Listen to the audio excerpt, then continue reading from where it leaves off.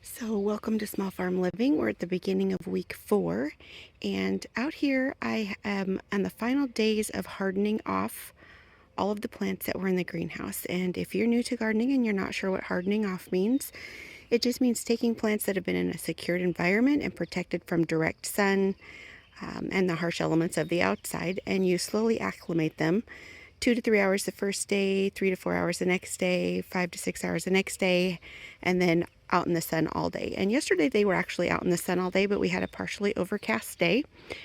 And today is going to be nice and sunny, so these will be fully hardened off to where I can just leave them out all day and all night.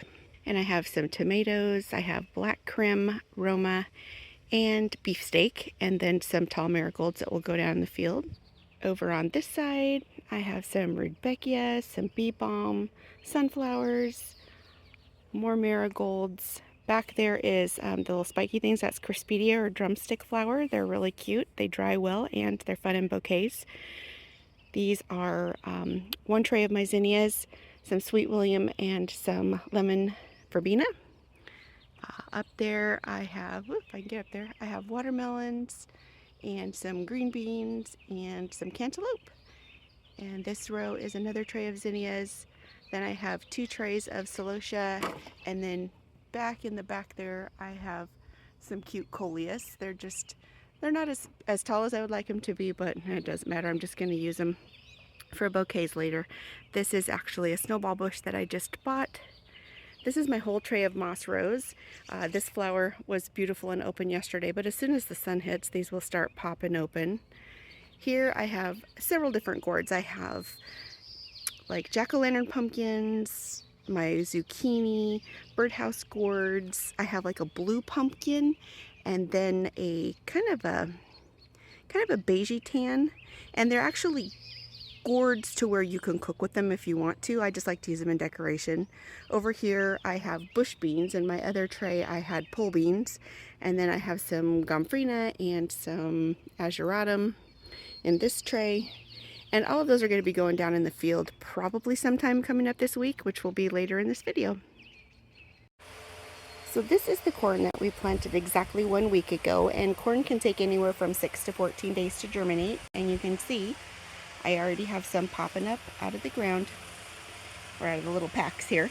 And today is the day I'm going to start round 2. And if you watched last week's video, I told you that I succession plant corn, which means I plant more than 1 planting per season, and I kind of do it 4 weeks in a row. So we're going to start week 2 of planting corn. And just like last week, I'm just going to go through and I'm going to put 1 kernel of corn into each one of these little squares in the packs. We'll get them tamped in, we'll get them watered, and then we'll move on to one of my never-ending projects on my list.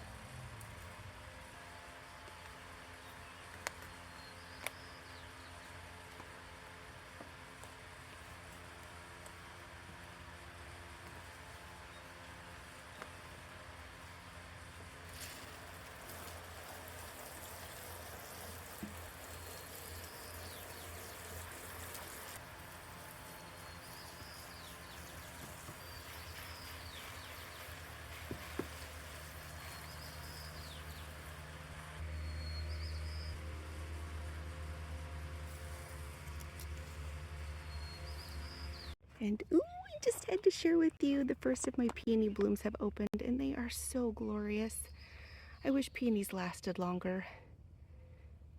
They're just such a highlight of my garden. And here are some just gorgeous purple alliums. I really love them. They almost look like little firecrackers.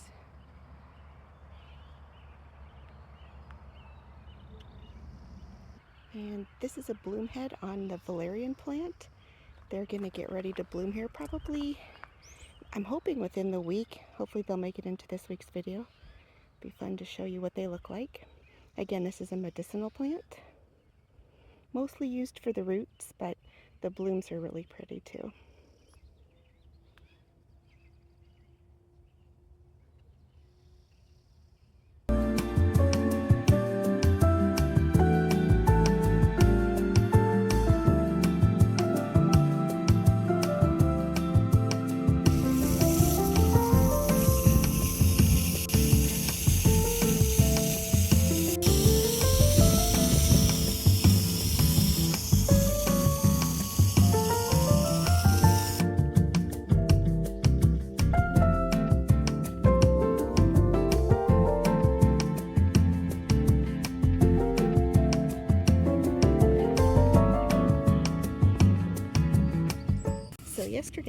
to planting my tomatoes, and I wasn't filming, so this morning I'm continuing on, and I thought I would just kind of give you a little sample of what I do when I plant my tomatoes. It's not rocket science, but if you've not planted tomatoes before, or if you're new to gardening, this might help you. So I'm just going to dig myself a hole. Now this raised bed actually does have a liner at the very bottom. I have weed mat down at the bottom, and that is to keep moles and gophers and everything else from coming up underneath and digging up my roots, which they will if I don't. But I dig down pretty close to the bottom, and then I have what I call my my tomato mix fertilizer, and it is a mix of magnesium. So it has phosphorus, potassium, magnesium, and it's a granular mix that I just kind of put together, and I drop a teaspoon of that in the hole. And then tomatoes like calcium, and that's what helps prevent the blossom end rot. So I literally just take Tums and I crush them up, and I drop a big old pinch down in the bottom. Now this isn't all I do throughout the whole year. I actually do fertilize them with some, it's called CalMag, and I'll try and show you what that is when I go back down to the greenhouse. But I do water with that throughout the season. But tomatoes will root along their stem, so these two bottom leaves I'm just gonna snap off, and you can see they're not root bound yet. They're getting a nice set of roots, but not so much that they won't just spread out on their own. I'm gonna put that down in the hole. If I can get you down a little bit further. Down in the hole, and so now the dirt is actually gonna come about up to here once I get it put back in there. So I'm just gonna get this all fluffed. It is still pretty fluffy, but I'm just gonna break it all up and get it tucked around the edges of that tomato plant. Get that put in there, give it a little pat, and then I will water it in. And I'm also gonna plant, let me move you here. So right here near my tomato, but kind of at the very edge of the bed, I am going to dig a little hole. And again, I'm going to dig it fairly deep, and I will show you why. Because this is not a tomato.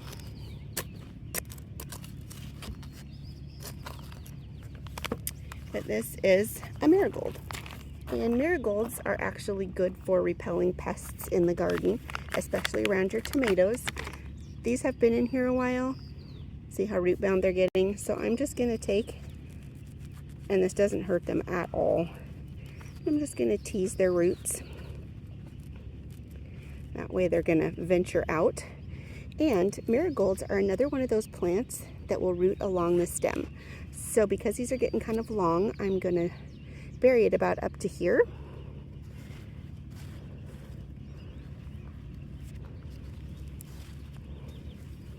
And it'll just keep that plant from getting leggy.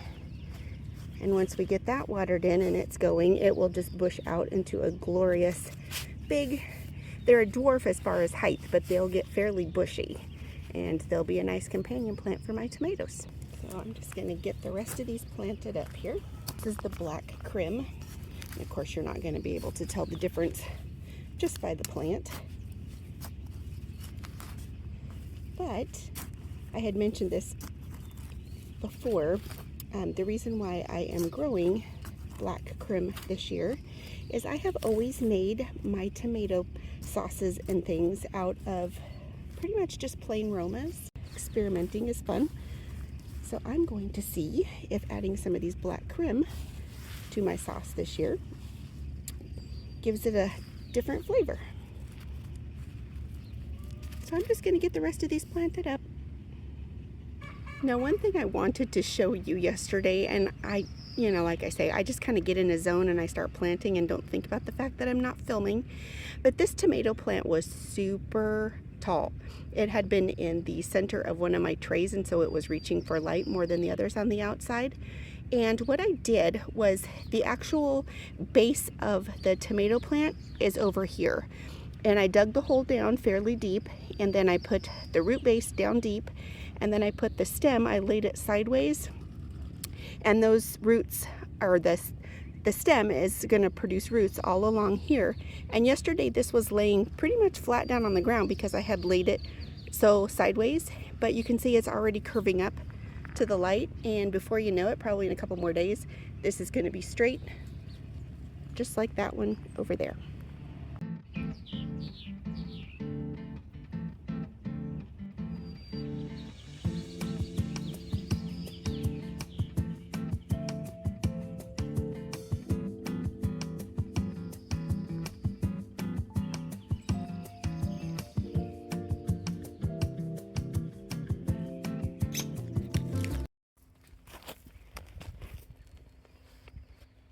So I'm going to work on weeding this flower bed. I'm not really sure what I'm going to put in here yet, but I need to get it cleaned up because we're almost at the point where the warm season stuff like tomatoes and peppers and things can come out.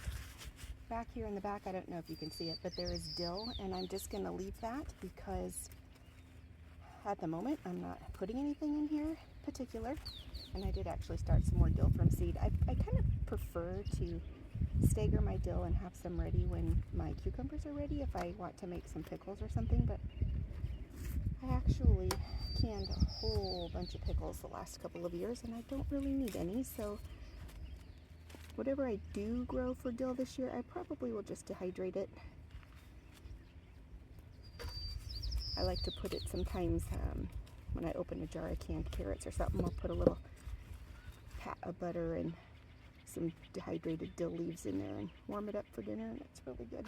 And I am finally going to pull up these broccoli plants. There isn't really anything left to give to the chickens, so these will just go down to the compost.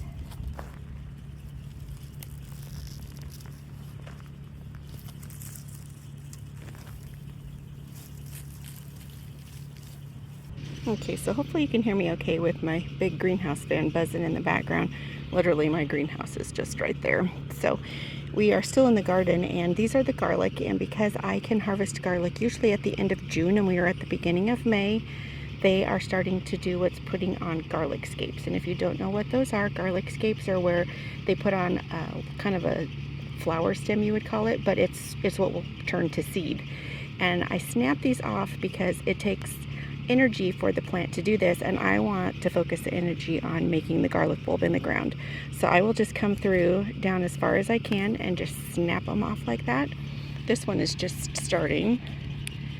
I usually pop them off when they get to be about this size, maybe a little bit bigger, because it smells just like garlic. I will throw these all in a freezer bag, and I will then throw these into my stock pot when I am making vegetable stock or chicken stock or whatever else I'm doing. So nothing goes to waste. No, this is not snow in May. This is my neighbor's cottonwood trees. It's disgusting.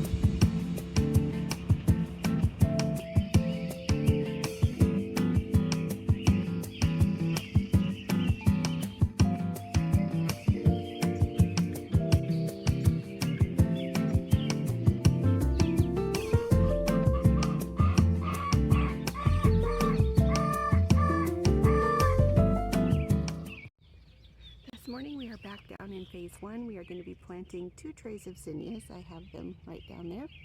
And it's a beautiful overcast morning. Let me see if I can show you.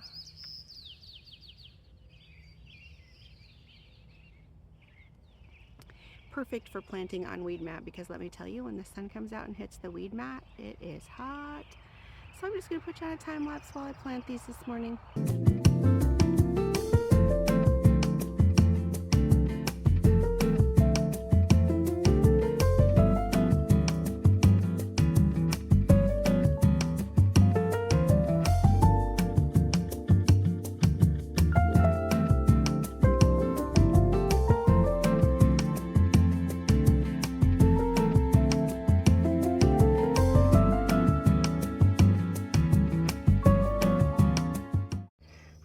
I got all of my zinnias planted. The sun came out and it got hot. I had to take my sweatshirt off and I had to put my hair up. But I got them all planted, and then I also got some Sluggo down to prevent slugs from chewing them, and I put down a little top dressing of granular fertilizer. And I ran the drip tape yesterday for the snapdragons and the straw flowers and the other things that I planted last week. So the ground was plenty damp, but I know I preach to the choir all the time, but I like to water them in because it sucks the dirt around the roots and prevents any air from drying out any of the roots and prevents transplant shock as much as possible. So we are going to do a quick tour. Here are the carrots. If you hear my daughter's hound dog screaming in the background, he sees me out here and he wants me to come get him.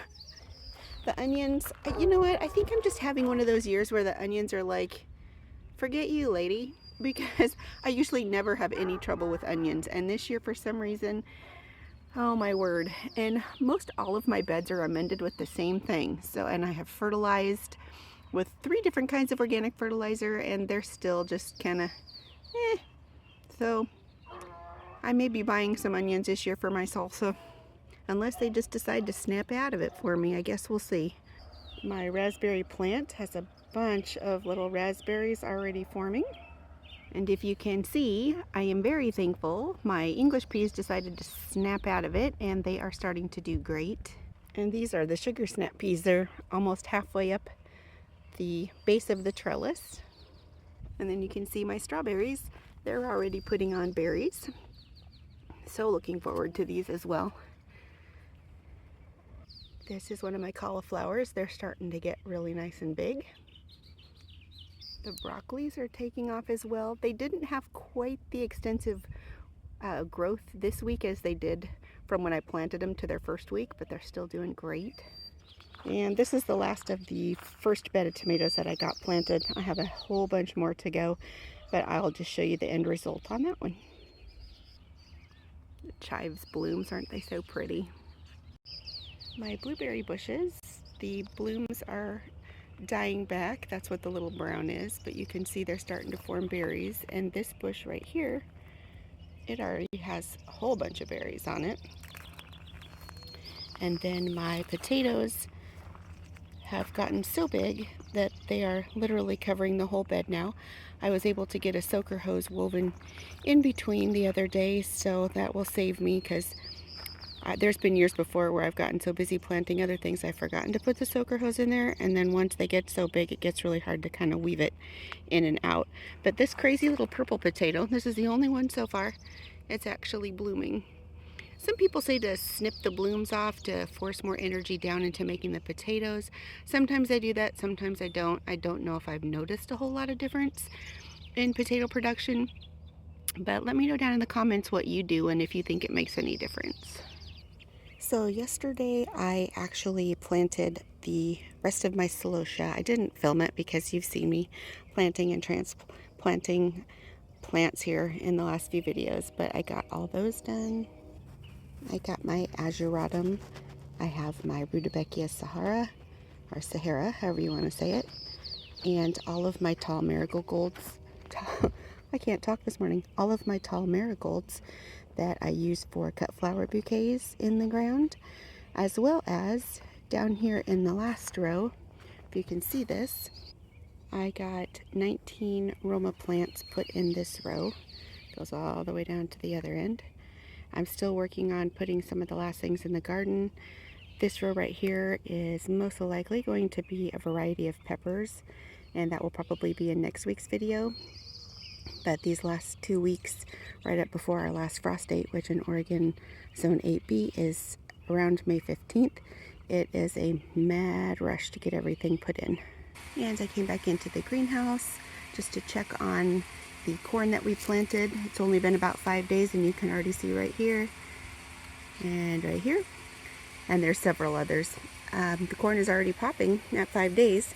This is the round 2 of the succession planting. And then over here, this is the sunflowers that I did the second succession planting of, but I don't see any coming up yet, but probably won't be long. Just wanted to show you my first round of corn is up even further than when we first took a peek at it.